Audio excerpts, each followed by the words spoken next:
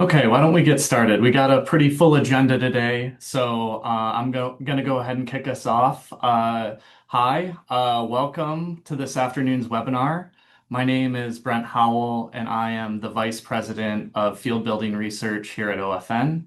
Our conversation today is going to focus on recent research by OFN looking at sector-based trends and capitalization trends from 2024 or 2020 to 2024, which is the most recent year of data collected from our OFN members through our annual member data. I want to say a special thank you to those of you attending this webinar who have completed your surveys over the last couple of years. This data is invaluable. Next slide. So what's in store for this afternoon's webinar? I'm going to briefly share the high-level findings of our research on both the sector trends and capitalization trends research updates. Then I'm excited to welcome some of our members that lend in different sectors to join me for a discussion about the experiences in their sectors and with capitalization since 2020. We'll close out with some questions and answers from the audience. You can also submit a question using the Q&A box at the bottom of your screen. I think for some of you, it might be in the more ... section if you want to click on that if you have any questions. Today's webinar is also being recorded and the slides will be available on CDFI Connect following the presentation. Next slide. So for the discussion coming up, just as a preview, I'm excited to be joined by some exceptional panelists for our discussion.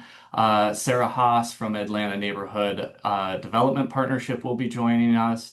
Dion Alexander from Village Capital Corporation, Ross Welch from North Edge Financing, and our very own Tony Wilder Pazzulli from our very own OFM membership. I'll bring them in following the presentation of the research findings. Next slide. Next slide.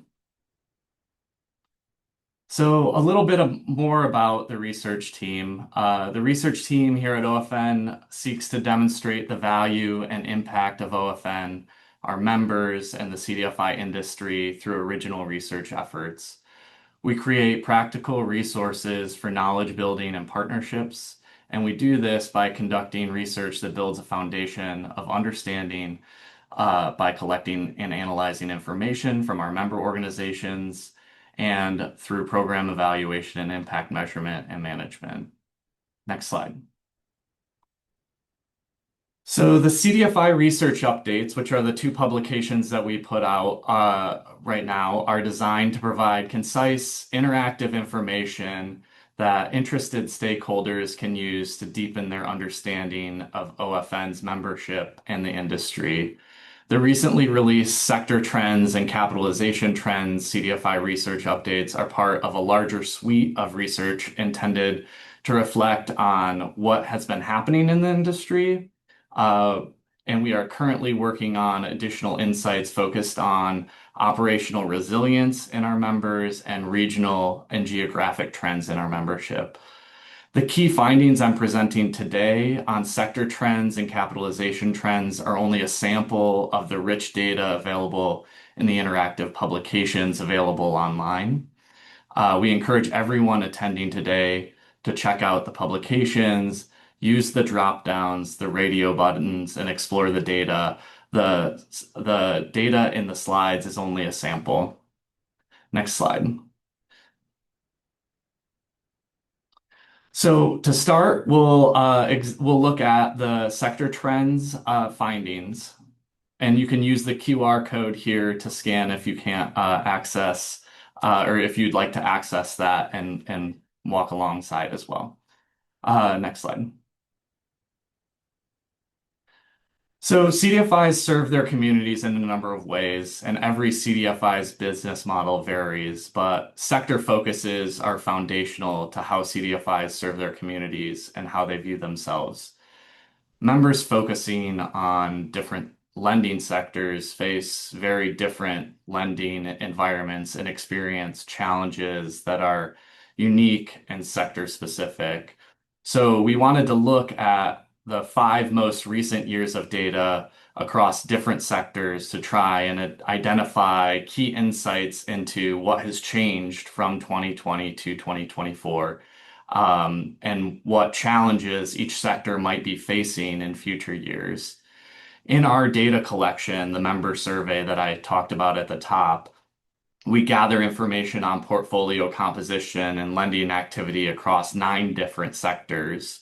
But in order to develop a well-measured sample for our longitudinal analysis, we developed a time invariant measure for a primary lending sector by aggregating a CDFI's entire portfolio over the 5-year period of analysis, and selecting the largest sector over that 5-year period as their primary lending sector. Um, the charts to the right show the representativeness of that sample, that we were able to achieve using this method compared to 2024 data. The inner circle is our sample, and the outer circle represents the most recent year of data. And as you can see, the samples are relatively representative with only slight variations. Next slide. So now on to the findings. The first key finding from our examination of the data is that across nearly all measures, assets, capital available for lending, portfolio sizes, and lending activity, all 3 sectors continued to see growth in 2024. The chart to the left shows the year-over-year percentage change in portfolio growth for each sector compared to the previous years. While 2021 was a year of lower portfolio growth and even decreasing portfolio size for small business and micro enterprise lenders following the pandemic era relief efforts, each subsequent year there has been portfolio growth across all sectors, with community and commercial real estate lenders seeing the largest changes in portfolio size in the last 2 years.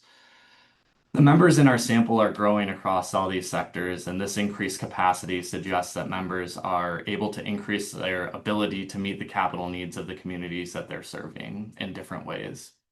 Next slide. So the products that members offer vary by sector and require unique rates and terms. Based on what we've been hearing from members and the current economic climate, we were interested in better understanding how the current economic environment might be affecting the rates and terms our members are able to offer their borrowers. And so the chart on the right shows the average weighted interest rate of members' portfolios by sector. And as you can see, the rates businesses and community and commercial lenders, lender loan funds were offering during and immediately after the pandemic fell slightly.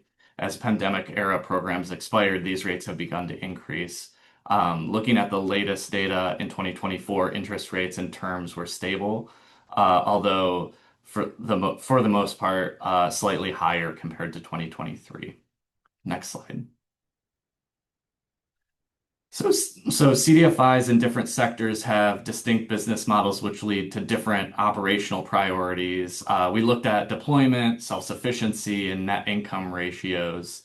The chart on the left shows the average net income ratio for each sector over time. Once again, while there was a decline across all sectors following pandemic era support and programs, net incomes increased in 2024 compared to 2023, suggesting growth in both contributed and earned revenue. And compared to 2023, across all 3 of the measures that we looked at, so deployment, self-sufficiency, and net income ratios, CDFI operations have stabilized or strengthened across all sectors. Next slide. So as mentioned previously, we've seen growth in all sectors, but we wanted to examine how their portfolios are performing along with this growth. And we looked at the average and median 30-day delinquency, 90-day delinquency, and net charge-off rates by sector to determine what changes there might have been during this period. And while delinquencies were elevated across all sectors in 2024, member loan funds avoided corresponding increases in net charge-off rates. And the chart to the right shows that increase in elevated delinquencies for 30-day delinquencies from 2020 to 2024. And you can see that business lenders typically have a higher 30-day delinquency rate than others. But In 2024, delinquencies were slightly elevated for all sectors compared to 2023. Next slide. So the next presentation, this is the second part of the presentation. I wanted to present the findings on our recent capitalization trends research update. Next slide. So capitalization is a key component of CDFI loan funds business model. Unlike depository institutions, CDFI loan funds need to raise low-cost capital, both debt and equity, to support their lending. And so the specific mix of debt, equity, and equity-like capital varies by CDFI, but it plays an important role in the capacity of CDFIs to lend to the communities they serve. For this research update, we looked at how capital structures have changed from 2020 to 2024, with a specific focus on how the sources of debt capital might be changing. For ease of analysis, we consolidated the 12 sources of debt that we collected information on into 5 larger categories that are similar. And I'll have more on that in a couple of slides, but I just wanted to preview that here. So similar to the sector trends piece, we used the sample of consistent responders over the 5-year period, which resulted in 173 member loan funds in this sample. Next slide. So similar story to the sector lending trends, but the first key finding from our examination was that capital available for lending has grown every year from 2020 to 2024. And in 2024, growth in capital for lending was driven primarily by increases in net assets and debt capital compared to 2023. So the chart to the left shows the year-over-year change in capital broken out by net assets, debt, and equity equivalent investments from 2020 to 2024. And you can see significant growth in each of the components of capital available for lending. Specifically looking at both 2023 and 2024, you can see significant growth in those areas. Next slide. We also thought that it was important to look at the organizational characteristics that might be driving differences in how CDFIs are accessing capital for lending. And so we looked at geography, we looked at size, and we looked at lending sector as well to determine what kind of differences that there might be in the organizational characteristics and how they're accessing debt and net assets or equity and EQ2s. And we found that organizational characteristics do play a significant and important role in member loan fund capital strategies, specifically how much debt and net assets CDFIs are able to raise.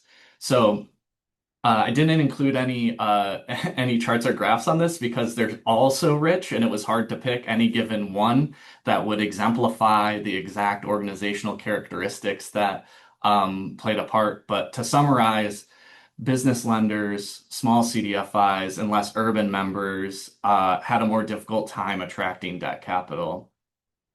Over the 5-year period, pandemic era programs led to large changes in the mix of both debt and equity. And on the other hand, housing lenders, community and commercial lenders, and larger CDFIs were able to attract more debt and build more leveraged capital stacks compared to business lenders, smaller CDFIs, and less urban lenders. Next slide.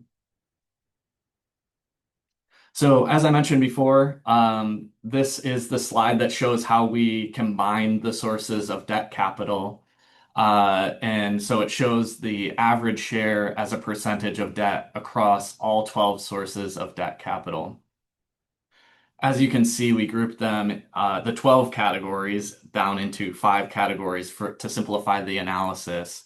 And these include banks, which were already their own category, but represent the largest share of debt that CDFIs receive.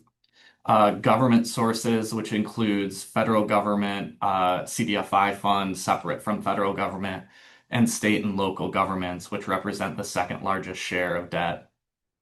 Mission-based organizations like foundations and intermediaries were the third largest source. Other sources were the fourth largest source, and for-profit companies like corporations and non-depository financial institutions represented the smallest. So next slide. So using these five categories, we created a diversity index for sources of debt capital. This compares the share of members in each category in 2020 and 2024, and shows the share of member loan funds that are increasing or decreasing the diversity of sources of capital over the 5-year period. So the figure on the right shows that compared to 2020, member loan funds diversified their sources of borrowed funds over the 5-year period. In other words, there are fewer members in the zero point 0 to 0.2 group compared to the 0.7 to 0.9 group in the different time periods. However, trends were mixed between 2023 and 2024. The share of member loan funds at the highest level of diversification increased, and the share of member loan funds at the lowest levels of diversity decreased, although these changes are either extreme suggest increased overall diversification. Members at moderate diversification levels seem to move in the opposite directions. Next slide. I'm going to try to speed through these so we can get to the conversation, but this slide actually shows the changes in sources over time by source of debt capital, but that member loan funds raised new debt from all five sources of capital. And that the chart to the right shows the year-over-year change in borrowed funds by source of borrowed funds. You can see that compared to 2023, the year-over-year change in borrowed funds sources increased in 2024. Next slide. So similar to the capital stack presentation, we also looked at the organizational characteristics that may differentiate the sources of capital that loan funds are accessing. So the types of debt that CDFI loan funds are accessing, and we found that indeed again. Organizational characteristics played an important role in member loan funds' access to different sources of capital. So specifically here, business lenders, small CDFIs, and less urban members have closer partnerships with government and mission-based funders, and debt from banks was less accessible, but it is growing. On the other hand, housing lenders, community and commercial lenders, larger CDFIs, and more urban members received substantial bank investments, although somewhat diversified they're somewhat diversified in new sources. Next slide. So last week, similar to the presentation on the sector trends, we also wanted to look at the rates of debt, the interest rate for debt and the term for debt.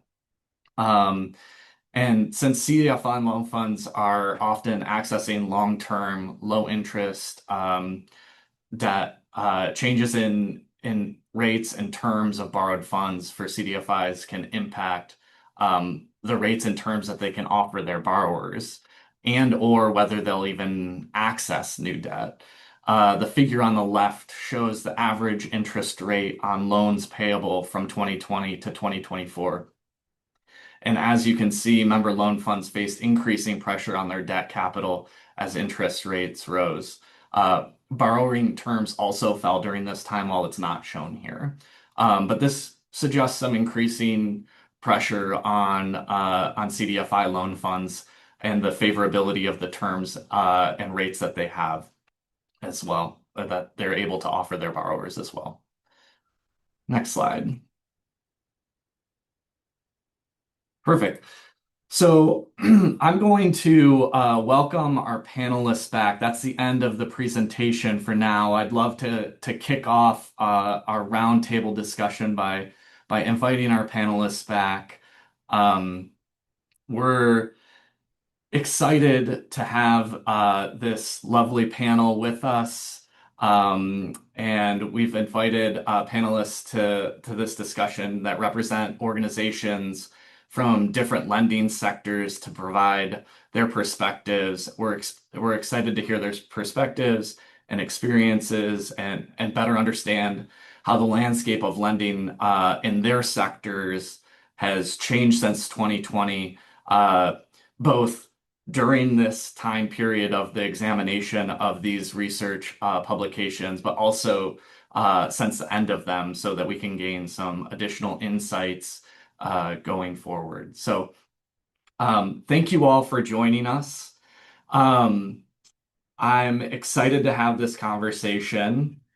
To get the conversation started, so one of the findings from the sector trends research update was that CDFI loan funds experienced a significant amount of growth during this period, regardless of sector.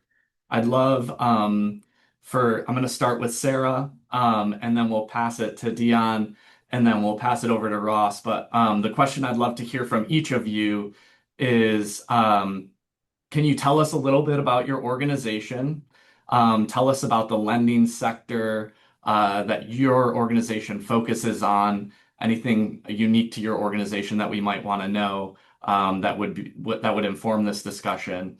And tell us a little bit about your organization, how your organization experienced growth since 2020. All right, great. Thanks so much, Brent, for having me, and good afternoon, everybody. Can you guys hear me all right? Good. Okay, great. So my name is Sarah Haas. I'm the Vice President for Lending, Capital, and Compliance with the Atlanta Neighborhood Development Partnership, or ANDP, in Atlanta, Georgia. We are a nonprofit affordable housing developer and lender, and so we've kind of got both sides of the house. We do our work through different business lines, with one of our main focus areas being single-family homeownership and providing opportunities for wealth building. So on the development side, we do this through risk sharing partnerships with local builders and a blended capital platform using enterprise-level debt, public dollars such as New Markets tax credits and capital magnet funds, and philanthropic dollars. And we've scaled production from a really small pilot to close to 100 homes a year on the single-family for-sale side. We also have a large single-family rental portfolio, partner on multifamily housing development, and support community leadership development. We're here today, of course, to talk about our CDFI. So the ADP Loan Fund is our CDFI. We do lend primarily to affordable housing projects. We occasionally do a little community facility work or other community projects, but mostly affordable housing.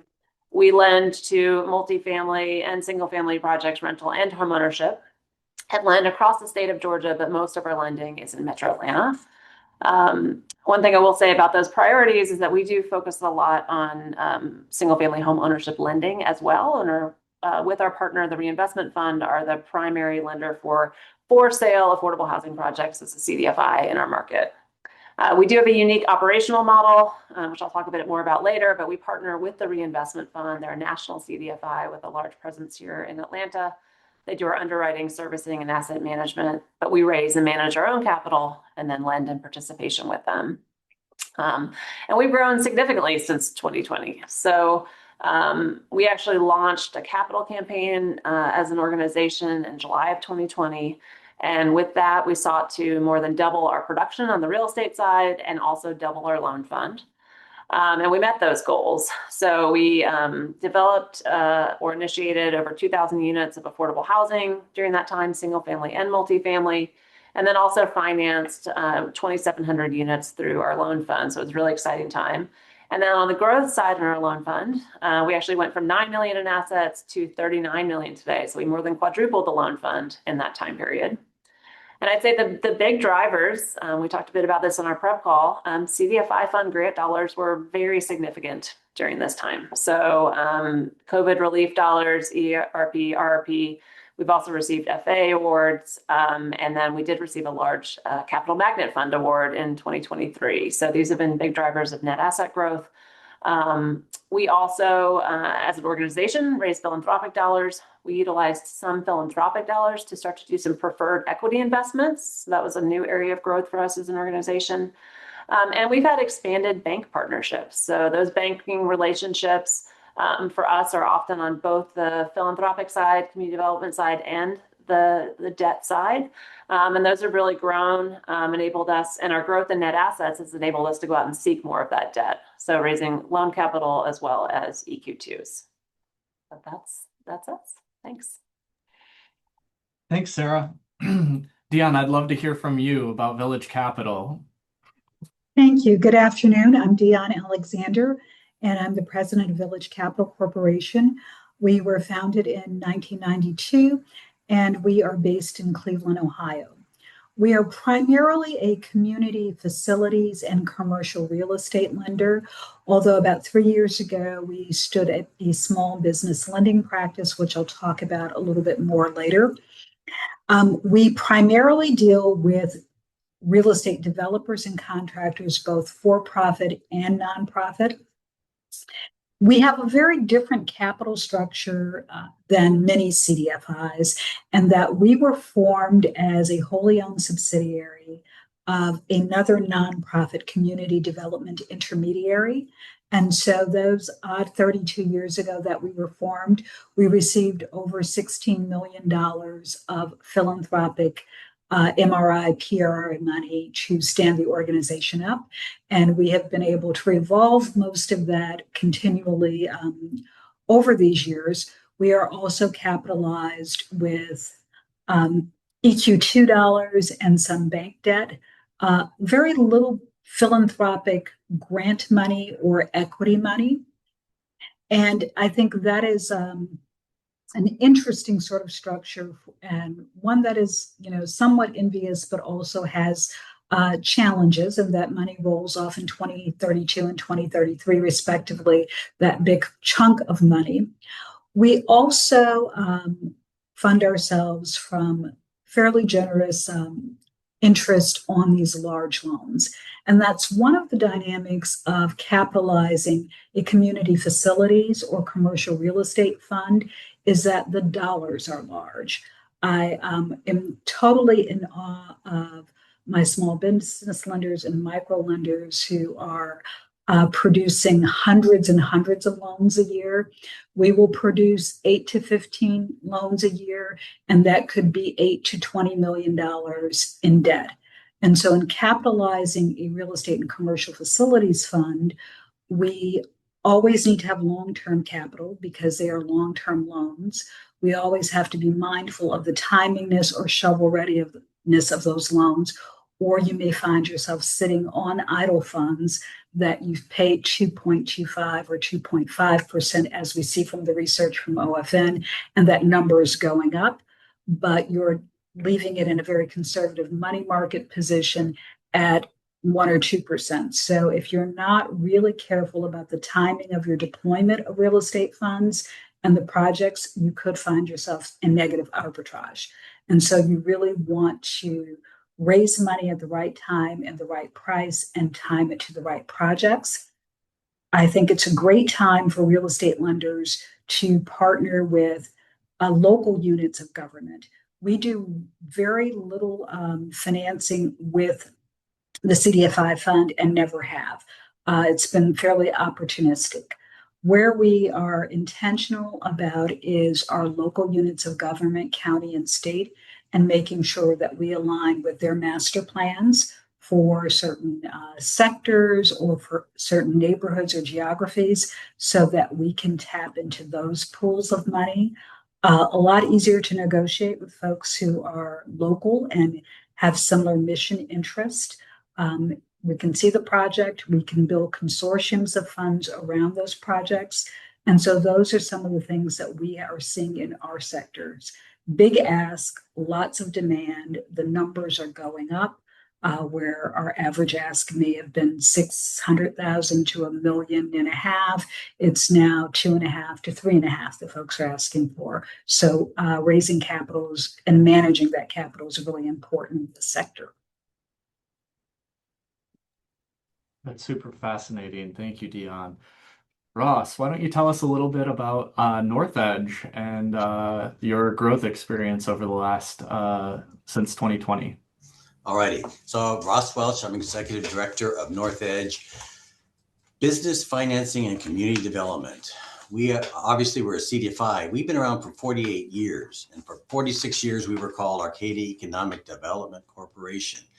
But to be more clear, we're in the top left-hand corner of the state of California, fully covering 6 counties that are all rural. We're located in Eureka, California, which is the largest city in these 6 counties, and it's a whopping 28,000 people.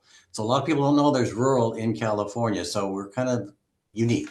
So the loans that it's easier to say what we don't do. We don't really do housing because there's enough housing companies and stuff that kind of do that. But we do everything else. So we focus on businesses, and I mentioned community development, and also we work with the different cities around here and do fee for service, the whole Marianne. So what makes us unique is, we're a CDFI, we're also a CDC. So we can do SBA 504 loans, which gets us in with our local banks. And we're also a community advantage SBA 7A lender. And on top of that, since I've been here 18 years, and my loan director, she's been here 25 years. We've kind of figured all this out. When we first started, we had no way of getting guarantees. So now we get guarantees from SBA through the 7A program. We can get guarantees. We're a BIA lender, which is Bureau of Indian Affairs. We have 24 tribes in our top left-hand corner of this state. And also, it's unique to California, but there's iBank guarantees. And our range of loans is $5,000 microloans, and we're working on a $10 million loan right now with outside participation. So we participate. When we get a guarantee on these larger loans, we can get a couple of the larger CDFIs in the state of California that'll kick in $1 million or $2 million because, one, we got a guarantee, and 2, it's in their service area. They do the whole state. So it's kind of unique in that we do that, but also the past 2 years we did 40 microloans. How did we do 40 microloans? Well, they were forgivable. Well, who forgave them? Well, because we teamed up with one of our local counties and got ARPA funds for childcare. And it was going to be like, if they use it for these individual childcare providers, they'll forgive, I think it was $10,000 loans, up to $10,000. So we actually made the loan. And then that's how we got 40 of those out. So we're kind of a mishmash. And we also get PRIs from the local foundations, and not just here, but also from outside the area, which is kind of unique. And EQ2, we had one once, but we don't have the banks really. I mean, the bigger ones have left the building, and the smaller ones don't really need the CRA coverage. So we're unique. So how do we increase our net assets, our assets the past 4 years? 3 things that I'm done. CDFI, ERP, we got an ERP grant, which that was nice. But the biggest one was a CDFI RRP grant. And like Dion said, we don't normally go after this stuff, but we were in the right place at the right time. So it's a 7A lender. We did tons of PPP loans, and that qualified us for a pretty hefty RRP grant, like $1.8 million, which we never got before. And we lent all our money out. So that's just having these different ways of pivoting to our other loan products. And the PPP loans, we got some money from that. And then the program worked with local jurisdictions where we are lending out their monies. We get fee for service for that. So we have multiple ways of doing it. That's why it went up so much this past three years. Thank you, Ross. I promise I'll get to Tony after my next question. I'm curious. So these 2 research updates provide insights into what's been happening up until 2024. We're now in 2026, and the economic and policy environment has changed a bit since 2024. Can you each share a little bit about the borrower and portfolio trends your organization has been experiencing in the last year?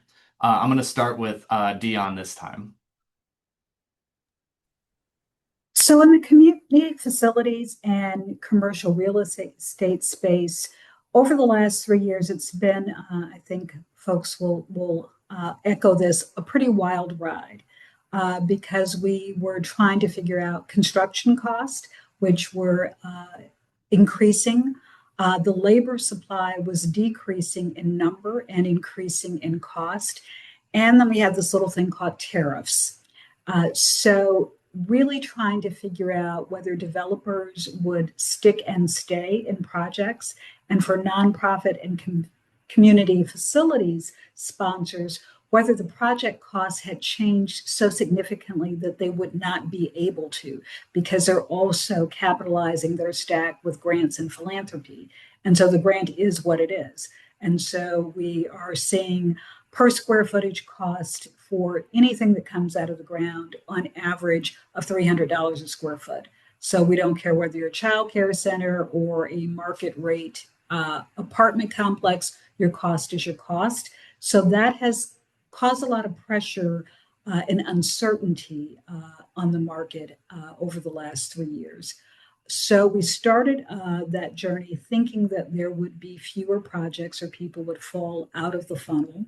A few did, but largely people found a way to value engineered projects, bring their costs down, and stay in them. But it has taken longer for some projects to happen. And also, we now have a takeout issue because during that 3 years, traditional bank lenders have become a little more restrictive about what they are taking into the portfolio. So projects that have come to term and now need permanent financing are having, there are some pressures on refinancing. And those are some of the things that we have seen change in our sector over the last 3 years. Thank you. That's super fascinating. Uh, I'm going to go over to Ross next, actually, to tell us a little bit about what's been happening since 2024 for North Edge. So our delinquencies are up, but they were incredibly low before, which is not normal because of, you would think during COVID that the delinquency would be up. For us, it was sort of down. We had it at zero for a while, partly because we have a lot of SBA loans, and so they had programs where they paid for them and stuff like that. So we're back to where it normally is, 3 to 4%. It's not, so there's nothing really big about that. For us, mainly we had long-term plans that, which doesn't really hurt us, but we offshore here. We have, it's going to be the largest wind turbines in the country coming up. And all the money's there and all the leases are signed. So now that's on hold. So, okay, that changes what we're looking at. And also the EDA, OFN was participating in the EDA energy program. So we were gearing up for that up to $10 million, but we're getting $5 million from OFN and $5 million from NCN because we're a member of the native CDFI network even. So that kind of is on hold. As far as, I hate to say it, everything's status quo because we can switch from a really large project to just small business startup. So for us, it hasn't been real radical because we're up here in the corner and all this other stuff's interesting, but we can pivot and we'll focus on these other loans. The main thing is delinquencies, which we kind of expected to go back to their normal amount. Thanks, Ross. Yeah, no, that's interesting that you haven't really seen an increase from the pre-pandemic era. Sarah, why don't you tell us a little bit about what's happening at ANDP? Sure. So similar to what Dion spoke of, our borrowers are dealing with, have dealt with rising costs, uncertainty across the board. So tariffs, inflation, labor, which is all, impacted project timelines and feasibility, but we're still seeing affordable housing projects happening, flowing, deal pipeline is moving forward. There have been, over the past 3-4 years, significant investments on the public sector side and philanthropic side in affordable housing in Atlanta, from the Community Foundation for Greater Atlanta and the City of Atlanta. Those gap financing sources were critical, especially during many of these times of uncertainty. But we're now in a point where those funds are fully deployed. And so now we're in a different type of uncertainty, not knowing when those sources will recapitalize and if the priorities will remain the same. And so that I do expect to impact pipeline and borrowers and deal feasibility. On the flip side, there are other parts of the metro, DeKalb County, which is launching significant new resources, a housing opportunity bond, TAD funding, and other, which we think will drive new pipeline and opportunities in that part of the metro. We have seen, specific to our portfolio, some challenges with our home ownership deals. Part of it is connected to those broader macro issues in the economy with slower sales timelines. Home buyers are also experiencing higher interest rates, uncertainty, with all things in the economy. And so homes just aren't selling as quickly as we had expected. And we've had some just development level challenges with some deals. Some of these are scattered site projects where there have been site work issues. There have been, again, those labor issues, cost increases, and other. And so we are seeing some increased requests for extensions on those loans, and that money is not going to revolve back as fast as expected. So they might have been a 24 to 30 month time frame. We're now going 36, 48 months on some of them even. So that's been a big impact. And then, we also, I mentioned, we've done 2 preferred equity investments as on operating properties. So most of our lending is construction. It's going to be shorter term. We have some mini perms though on the lending side, and then we have these equity investments. And our operating properties are all experiencing challenges with increasing insurance costs and property tax costs. And with rents not increasing and, alongside, that's presenting some operating challenges as well for some of those projects. So lots of challenges, but I will say generally, the positive is that affordable housing, in our market is still very much so a priority. Our regional commission is launching a new housing strategy this fall. As I mentioned, DeKalb has some new resources. So we're hopeful that we'll continue to see some of those other sources coming alongside to mitigate some of the other challenges and issues. It's good to hear that you have community partners that are in this with you.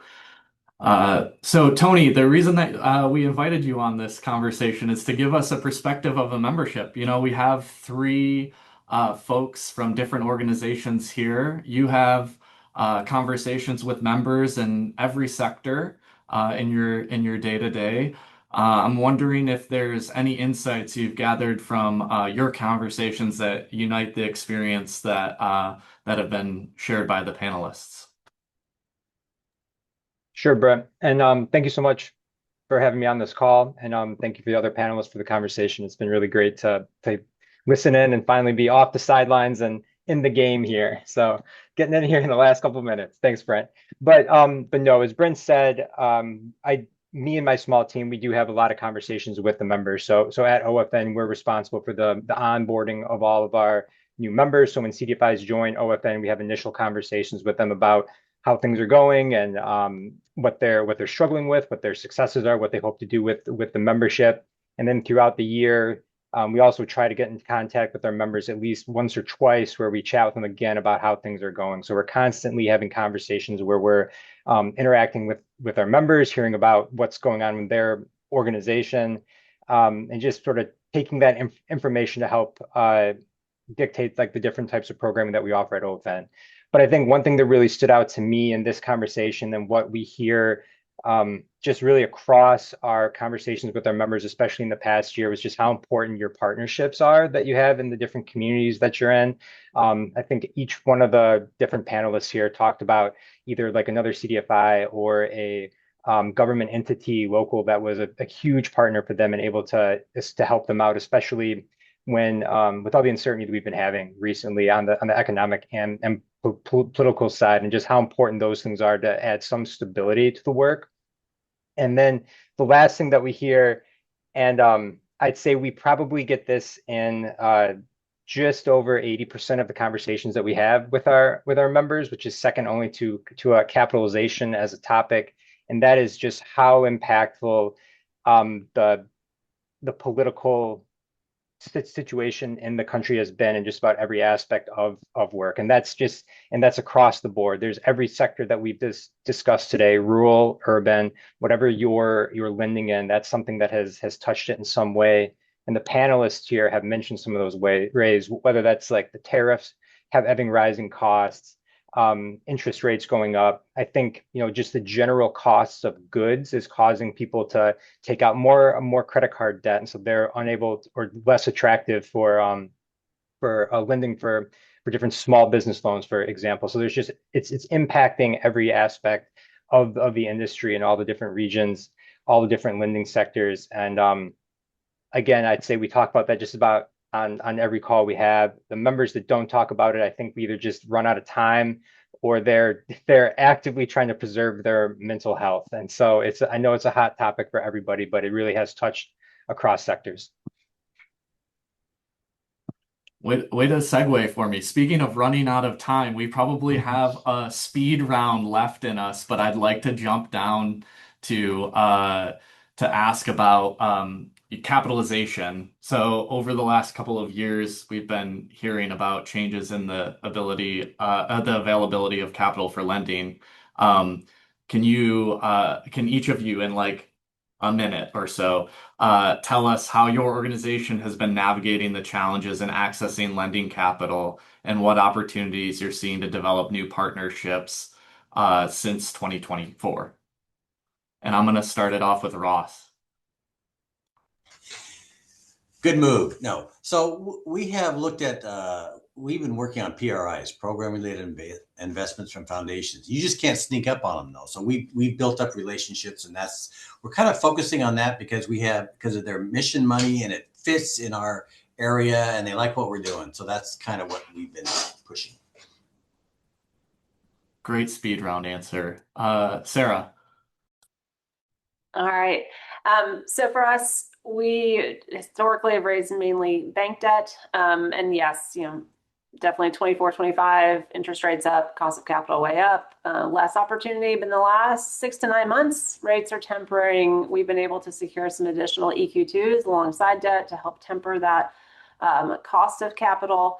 And we are now exploring, I think, some opportunities for PRI. So unlike Ross, we haven't historically on the loan fund side had a lot of PRI. We have a couple of foundations that participated, but really see that as an opportunity and area for growth for us as we move forward.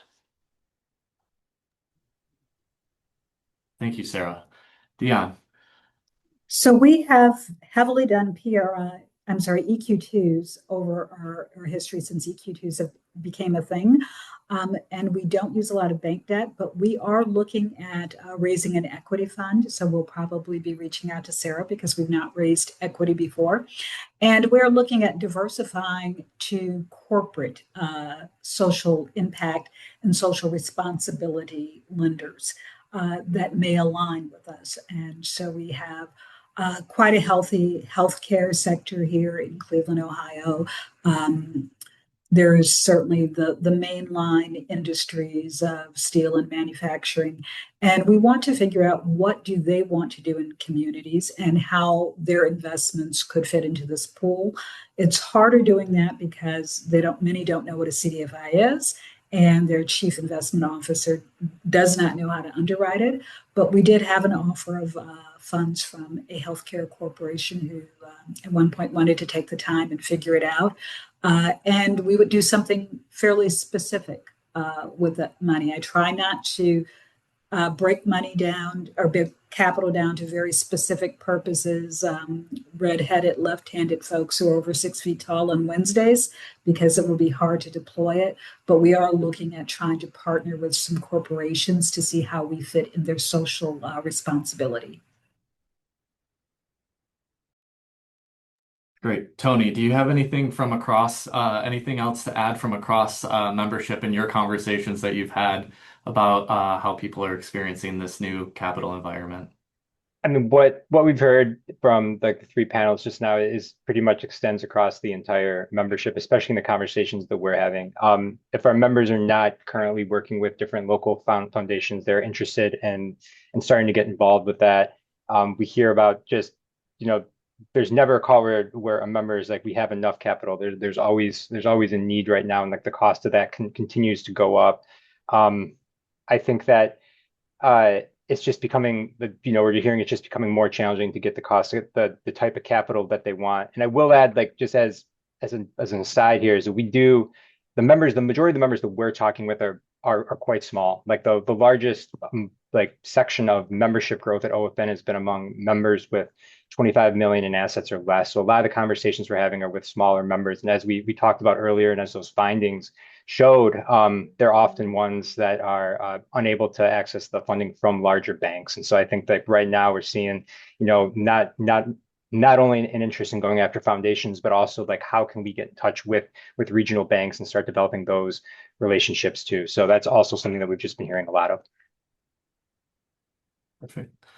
Thanks, Tony. So we'd like to use the remaining few minutes that we have left on this call to open it up for general audience questions.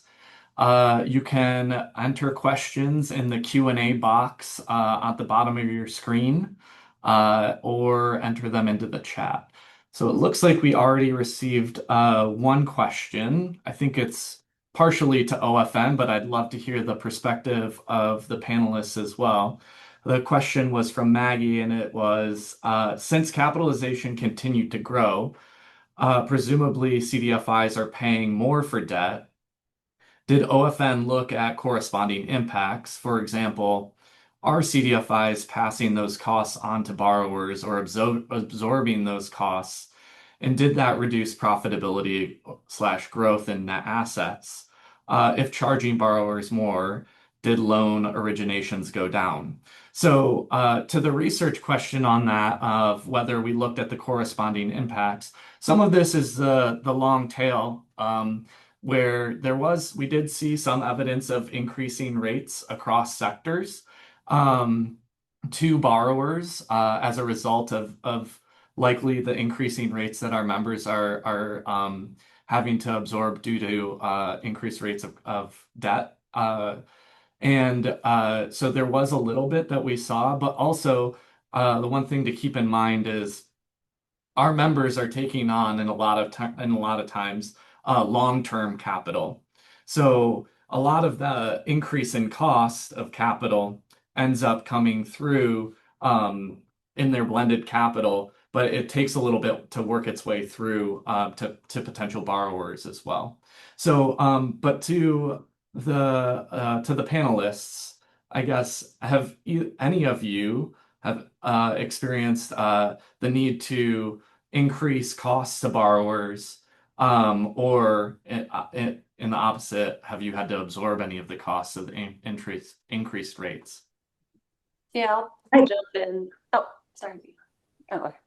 All right. Yes. So, especially as, started to see renewals coming in and went from a cost of capital for me, 3% in a loan to 5.5, 6 in some instances, significant for us. And while we, to your point, are raising some, much longer term capital, and now things are getting better. We had a period where those were pretty significant impacts for us.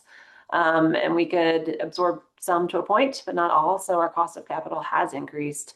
That's impacted to a point originations. We've definitely had some, borrowers who expressed interests, decided it just didn't work, right? It just wasn't feasible anymore with our capital, and they had to go try to, go elsewhere. And with some of the extensions I referenced, we're having to increase our cost of capital on some of those loans that we thought would pay off by the end of this year and are now going to go into, well into 2027, maybe into 2028. We're having to increase that cost of capital. So that has been a challenge. With the EQ2s we're getting on board now, that will help, again, to your point, that's 5 to 10 year capital to temper some of that in the future. Thanks, that's really helpful. I was going to say we're a unicorn. We don't really, if our larger projects, we have participants, so we already kind of negotiate what the rates are going to be. And since they're mission lenders, we're trying to get the best rate for them. On the smaller stuff, our rates, we borrow a lot from USDA, SBA, and they're kind of around 2%. Our PRI is around 2%. So if it's really big, we don't have it. So we don't have to raise the rate on these smaller loans just to do it. So we don't. So Ross, the next question that came in actually is for you. You mentioned iBank. How does iBank assist your efforts? Okay, so on the larger loans, actually smaller ones too, but for us, we've got I think it's our $7 million loan that we have outstanding, but we have some major participations in that. The iBank guarantee makes them feel better.